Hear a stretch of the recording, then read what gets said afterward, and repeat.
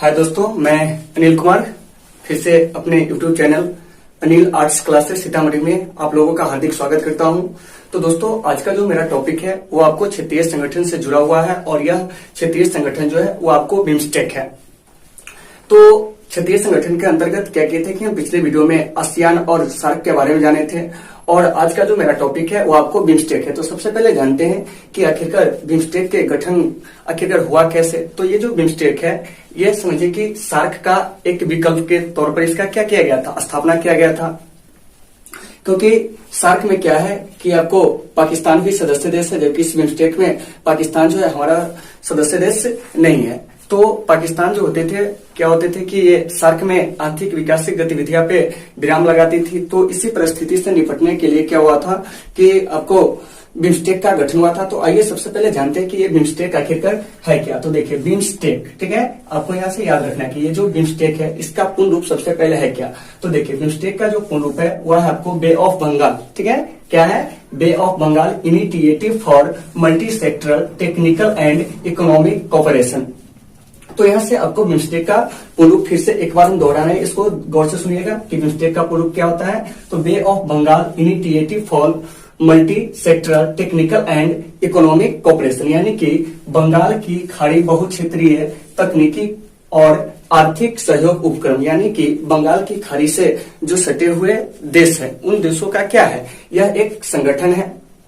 तो इसकी जो स्थापना हुई थी यानी बिम्स्टेक का वो आपको 6 जून 1997 को हुआ था, आपको थाईलैंड घोषणा पत्र के द्वारा। तो आपको याद रखना है कि ये जो बिम्स्टेक है इसका गठन कब हुआ था। तो 6 जून 1997 को किस द्वारा हुआ था, तो आपको बैंकॉक घोषणा पत्र के द्वारा क्या हुआ था कि बिम्स्टेक का गठन हुआ था आपको 6 जून 1997 को। और ये जो बिम्स्टेक है इसका जो मुख्यालय है वो आपको बांग्लादेश की राजधानी ढाका में। तो आपको याद रखना है कि ये जो बिम्स्टेक है इसका मुख्यालय कहाँ है, तो बांग्लादेश की राजधानी ढाका में है। जबकि हम बताए थे कि सार्क का मुख्यालय जो है काठमांडू में है और आसियान का मुख्यालय जो है वो आपको जकार्ता में है। तो जो भी क्या है कि आपको रीजनल ऑर्गेनाइजेशन है उसके जो हेड क्वार्टर होते हैं वो आपको पता होना चाहिए। तो आइए सबसे पहले बात करते हैं आसियान का। तो बताया था आसियान का जो हेड क्वार्टर है वो आपको इंडोनेशिया की राजधानी जकार्ता में है, जबकि सार्क का जो हेड क्वार्टर है वो आपको नेपाल की राजधानी काठमांडू में है। फिर आपको ये जो बिम्स्टेक है इसका जो हेड क्वार्टर है वो आपको बांग्लादेश की राजधानी ढाका में है। तो यहाँ से एक प्रश्न आता है कि ये जो आपको बिम्स्टेक है इस बिम्स्टेक का उद्देश्य क्या है। तो इस बिम्स्टेक का उद्देश्य है तीव्र आर्थिक विकास, सामाजिक प्रगति को क्या करना, बढ़ावा देना और साझा हितों के मुद्दों पर समन्वय स्थापित करना। यानी कि इसमें जो भी सदस्य देश हैं उन सदस्य देशों की जो हित है उन हितों को क्या करना है, एक समन्वय स्थापित करके विकास के मार्ग पर अग्रसर होना है। अभी जो इसकी अध्यक्षता जो है वो आपको श्रीलंका के पास है वर्ष 2018 से। तो अगर आपसे प्रश्न पूछा जाता है अभी आने वाले एग्जामों में, जो भी आपके कॉम्पिटिटिव एग्जाम होते हैं उसमें यह क्वेश्चन पूछे जा सकते हैं कि अभी जो बिम्स्टेक का चेयरमैनशिप है वो किसके पास है, तो वो आपको श्रीलंका के पास है। कब से है, तो आपको वर्ष 2018 से है।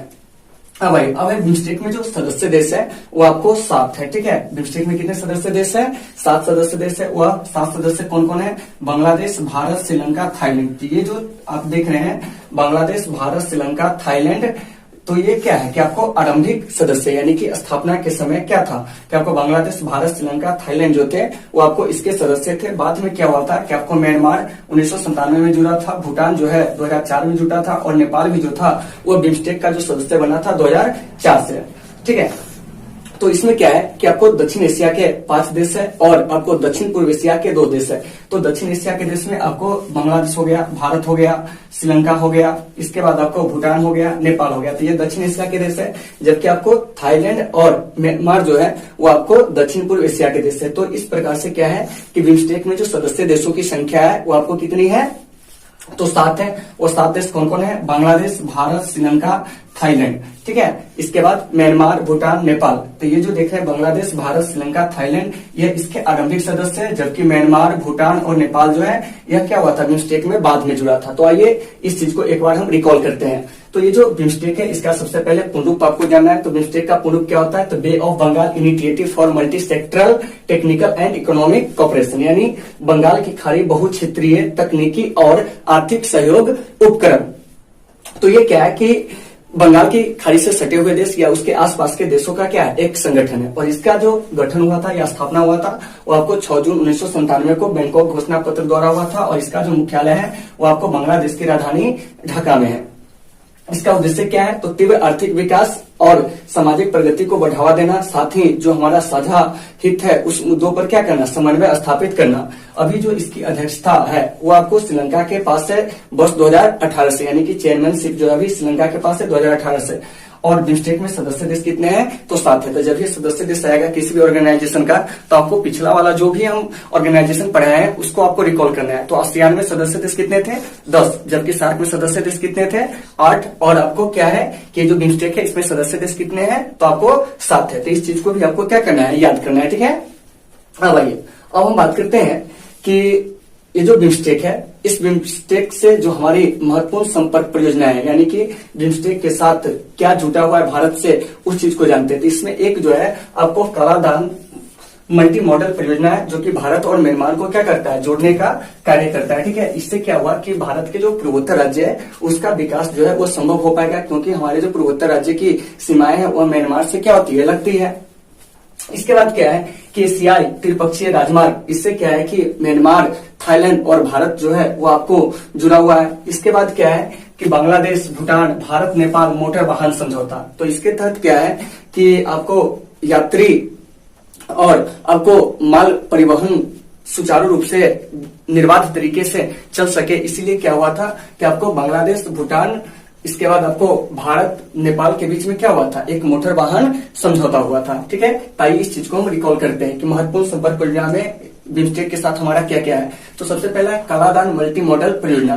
तो इससे कौन जुड़ा हुआ है, तो भारत और म्यांमार जुटा हुआ है। एशियाई त्रिपक्षीय राजमार्ग, इससे क्या है कि आपको म्यांमार, थाईलैंड और भारत जुटा हुआ है। फिर आपको बांग्लादेश, भूटान, भारत, नेपाल मोटर वाहन समझौता। तो इससे क्या है कि आपको यानी कि यात्री और जो माल परिवहन की जो सुविधाएं हैं वो आसानी से चल सके, इसीलिए क्या हुआ था कि आपको बांग्लादेश, भूटान, भारत और नेपाल के बीच में मोटर वाहन समझौता हुआ था।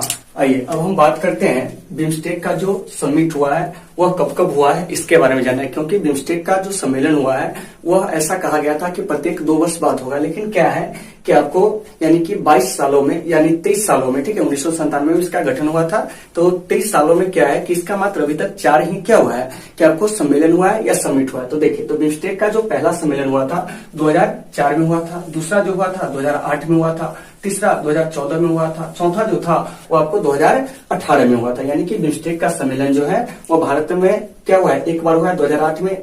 उससे पहले जो पहला सम्मेलन हुआ था 2004 में आपको क्या हुआ था कि बैंकॉक में हुआ था। दूसरा सम्मेलन जो है 2008 में आपको नई दिल्ली में हुआ था। तीसरा सम्मेलन जो है 2014 में आपको म्यांमार की राजधानी नैपी दा में हुआ था। और चौथा सम्मेलन अभी हाल के वर्षों में क्या हुआ था, 2018 में नेपाल की राजधानी काठमांडू में हुआ था। तो अब तक बिम्स्टेक का कितने सम्मेलन हो चुका है, तो आपको 4 सम्मेलन हो चुके हैं। और वह 4 सम्मेलन कब कब हुआ है, तो एक पहला सम्मेलन 2004 में बैंकॉक यानी कि थाईलैंड में हुआ था। दूसरा सम्मेलन भारत की राजधानी नई दिल्ली में 2008 में हुआ था। तीसरा सम्मेलन आपको 2014 में म्यांमार की राजधानी नैपीदा में हुआ था। और पांचवा सम्मेलन जो है चौथा सम्मेलन जो है वो आपको 2018 में क्या हुआ है कि नेपाल की राजधानी काठमांडू में हुआ है। तो अब तक बिम्स्टेक का कितने सम्मेलन हुआ है, तो आपको 4 सम्मेलन हुआ। पहला सम्मेलन कब हुआ था, 2004 में। दूसरा कब हुआ था, 2008 में। तीसरा कब हुआ था, 2014 में। और चौथा कब हुआ था, 2018 में।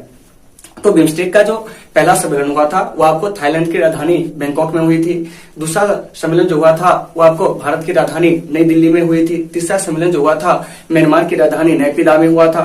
और चौथा सम्मेलन नेपाल की राजधानी काठमांडू में हुआ था। अब आइए अब हम बात करते हैं कि भारत के लिए इस बिम्स्टेक का महत्व क्या है, यानी कि भारत के लिए इस बिम्स्टेक से क्या फायदा होने वाले हैं। तो सबसे पहले क्या है कि जो हमारे भारत का जो नेबरहुड फर्स्ट नीति है, यानी कि भारत के जो पड़ोसी देश है उसके साथ जो हमारी प्रथम की नीति है उसमें हमें क्या होगी, सहायता मिलेगी। क्योंकि इससे क्या है कि नेबरहुड फर्स्ट में कि हमारे जो भी पड़ोसी देश है, तो आप जानते होइएगा कि भारत के जो पड़ोसी देश है उन पड़ोसी देश में क्या है कि आपको बांग्लादेश हो गया, क्या चीन हो गया, पाकिस्तान हो गया, नेपाल हो गया, म्यांमार हो गया, मालदीव हो गया, भूटान हो गया, श्रीलंका हो गया। तो ये सब क्या है, भारत के पड़ोसी देश है। तो इन पड़ोसी देशों में या इसके आसपास के जो बंगाल की खाड़ी से सटे हुए देश है उन देशों से क्या है कि हमारे संबंध में क्या है कि सुधारात्मक जो व्यवस्थाएं हैं वो आगे बढ़ती है। इसके साथ जब हमारा पड़ोसी देश के साथ संबंध अच्छा होगा तो हमारा आर्थिक विकास, राजनीतिक विकास भी काफी बढ़िया होगा। क्या तो इससे क्या है कि भारत के लिए सबसे पहले नेबरहुड जो फर्स्ट नीति है, यानी कि भारत की पड़ोस की जो प्रथम नीति है, उसमें हमें क्या मिली, सहायता मिली है। इसके अलावा एक्ट ईस्ट नीति, यानी कि इससे क्या है कि दक्षिण पूर्वी एशिया के जो देश है वो हमसे क्या हो चुका है, जुड़ चुका है। दक्षिण पूर्वी एशिया के देश, यानी कहने का मतलब हुआ कि जो आसियान के सदस्य देश है उसको हम क्या कर सकते हैं कि एक्ट ईस्ट नीति के तहत देख सकते हैं। क्योंकि आपको बिम्स्टेक में क्या है कि दक्षिण पूर्व एशिया के भी दो देश है, एक आपको म्यांमार और एक जो है थाईलैंड। तो इससे क्या है कि बिम्स्टेक से हमारे जो एक्ट ईस्ट नीति है, ठीक है, यानी कि दक्षिण पूर्व एशिया के देशों के साथ जो हमारा संबंध है उसमें मिठास आएगी। इसके अलावा भारत के जो पूर्वोत्तर राज्य है उस पूर्वोत्तर राज्य का भी क्या होगा, आर्थिक विकास होगा। तो एक चीज जान लीजिए कि भारत के पूर्वोत्तर राज्य में क्या है कि आपको कौन कौन से राज्य आते हैं, जरा सा इस पर हम फोकस करते हैं। तो देखिए, एक सबसे पहले आपको अरुणाचल प्रदेश, ठीक है, आपको याद रखना है कि भारत के जो पूर्वोत्तर राज्य है उसमें कौन से आते हैं, अरुणाचल प्रदेश हो गया, नागालैंड हो गया, ठीक है, इसको भी याद रखना है। इसके अलावा आपको मणिपुर हो गया, ठीक है, मणिपुर के अलावा आपको मिजोरम हो गया, ठीक है, मिजोरम के अलावा आपको त्रिपुरा हो गया, असम हो गया और मेघालय हो गया। तो ये भारत के प्रमुख पूर्वोत्तर क्या है, राज्य, यानी कि पूर्वोत्तर राज्य में 7 ही राज्य आते हैं, ठीक है। तो इससे क्या है कि जब हम बिम्स्टेक से जुड़े तब भारत के जो भी पूर्वोत्तर राज्य है उसका क्या हुआ कि आर्थिक विकास का जो मार्ग है वह प्रशस्त हुआ। तो एक चीज को याद रखिएगा कि भारत के पूर्वोत्तर राज्य में कौन से राज्य आते हैं, तो अरुणाचल प्रदेश, नागालैंड, मणिपुर, मिजोरम, त्रिपुरा, असम और मेघालय। तो यहाँ से हमने क्या जाना कि भारत के लिए भी क्या है कि आपको बिम्स्टेक का अलग ही महत्व है, यानी कि सार्क से अच्छा विकल्प जो है वो हमारा क्या बनते जा रहा है, ये क्या कहते हैं, बिम्स्टेक बनता जा रहा है, ठीक है। तो इन्हीं उद्देश्यों से क्या हुआ था कि बिम्स्टेक का गठन हुआ था। आपको कब हुआ था बिम्स्टेक का गठन, तो 1997 में, ठीक है। तो दोस्तों, आज का जो मेरा यह टॉपिक था वो आपको बिम्स्टेक से जुड़ा हुआ था। अगर आपको इस टॉपिक में कहीं से किसी प्रकार की समस्या आती है तो आप हमें कमेंट करके बताएं, आपकी समस्या का हम समाधान करने का प्रयास करेंगे।